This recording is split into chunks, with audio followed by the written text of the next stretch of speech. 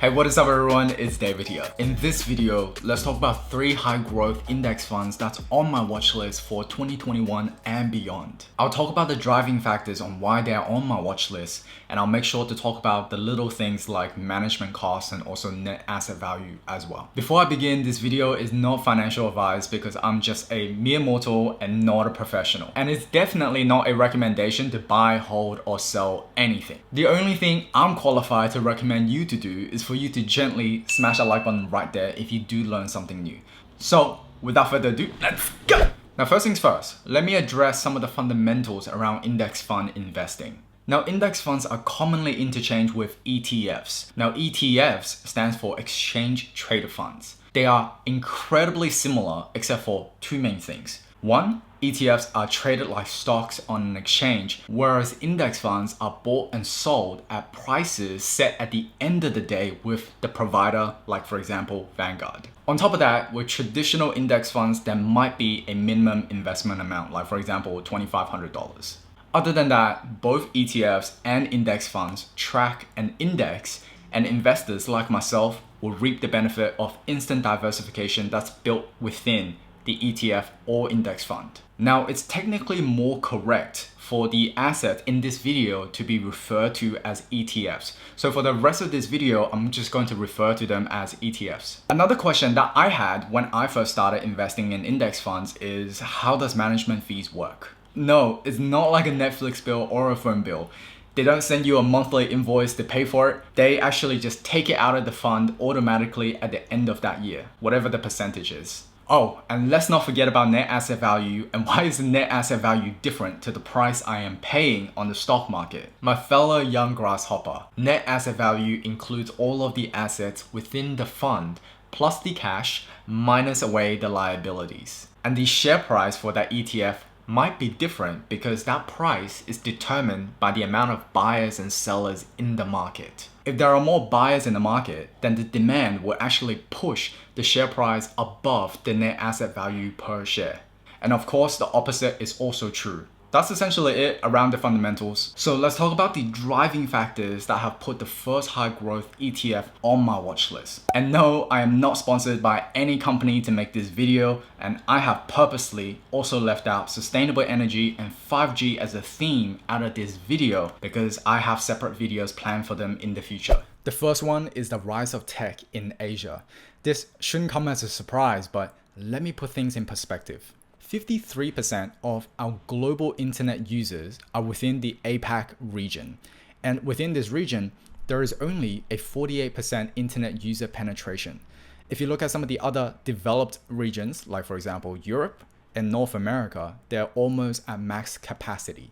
There's still a lot of room to grow the internet user base within APAC. And the global internet users in APAC alone is basically all of the other regions put together.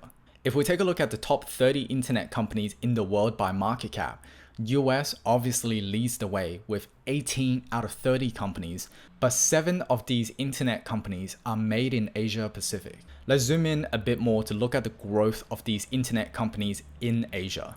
China's Meituan Dianping is one of the biggest platforms for food delivery, travel, and hey, if you feel awesome and you want to sing your heart out, you can also book karaoke rooms. Their active merchants almost doubled in 2 years to 6 million in 2018. The trajectory of growth is just absolutely scary. Alipay, another Chinese internet giant in the mobile payment space, almost doubled their users to 1 billion in 2 years. Shopee, owned by Sea Limited in the social commerce space in Southeast Asia, doubled their gross merchandise value to $10 billion, basically doubled in 1 year. And the equivalent of Uber in Southeast Asia called Grab launched a payment product that sits on top of their ride-sharing platform, 4x'd their transaction value in a single year. That's enough examples, but my point is that 60% of our world's population resides within APAC. And I personally believe that the internet user penetration have reached a point where internet giants can flourish. So that's why I have BetaShares Asia ETF on my watch list. The objective of this ETF is to track 50 of the largest Asian tech companies excluding Japan. So that includes Alibaba, Tencent, Baidu, and JD.com. Management fees are not cheap at all at 0.67%, but What I'm most interested in is the tech exposure in Asia this ETF gives me. But, and it's a massive but, it's important to acknowledge that the era of the Chinese government being more hands-off with the internet giants like Alibaba or Tencent is coming to an end, halting one of the biggest IPO of our lifetime from Ant Group, which is basically Alipay, have slashed $140 billion off their IPO valuation. And not only that, the Chinese government have drafted up rules to define anti-competitive behavior for the first time. And that tells us that they are no longer just sitting on the sidelines watching.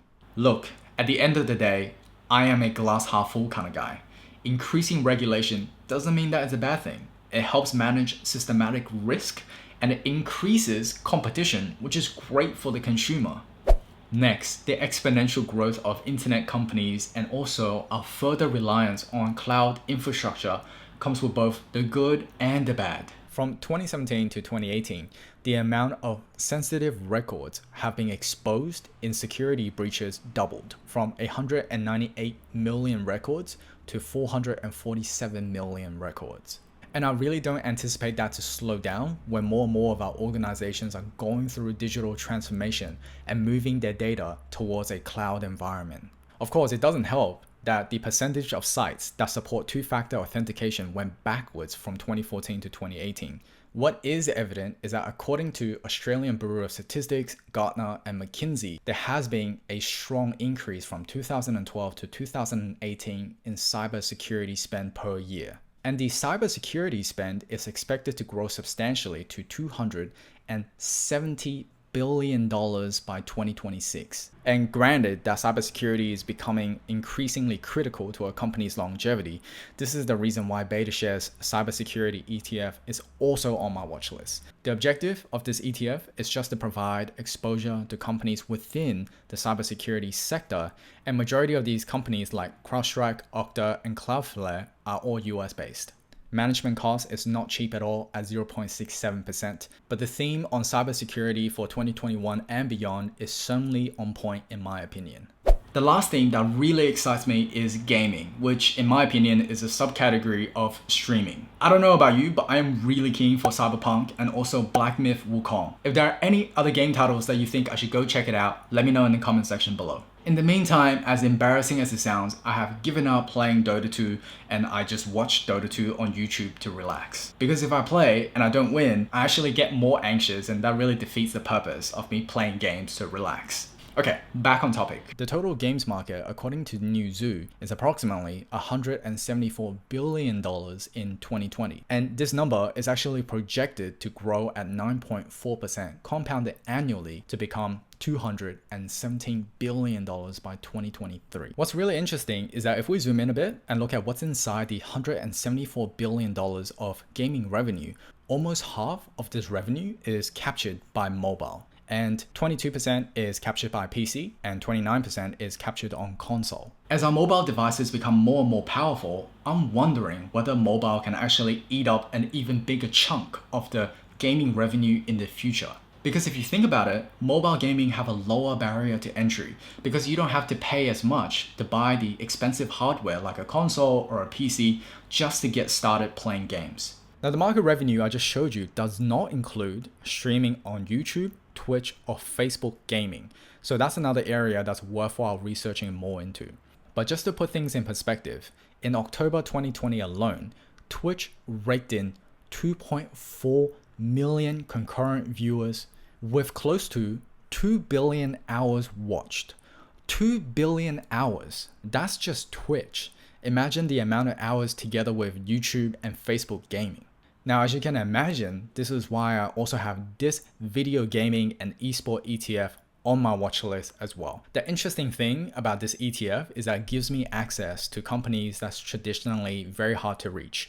So think of companies like Nintendo, Bandai, and Capcom, just to name a few. So those are some of the themes that have caused me to put these high growth ETFs onto my watch list. But what do you think? What are some of the other structural tailwinds that we should really pay attention to for 2021 and beyond? So thank you so much for watching this video all the way to the end. If you have learned something new, consider supporting this channel via Patreon. And as usual, remember to gently smash that like button right there, subscribe to my channel, and click onto the bell so that when I release future videos, you'll be the first one to know. If you're in the mood for more videos, I have left something on the screen that I think you'll really enjoy. Until next time, my name is David. Auto will always do the honors and see you very, very soon.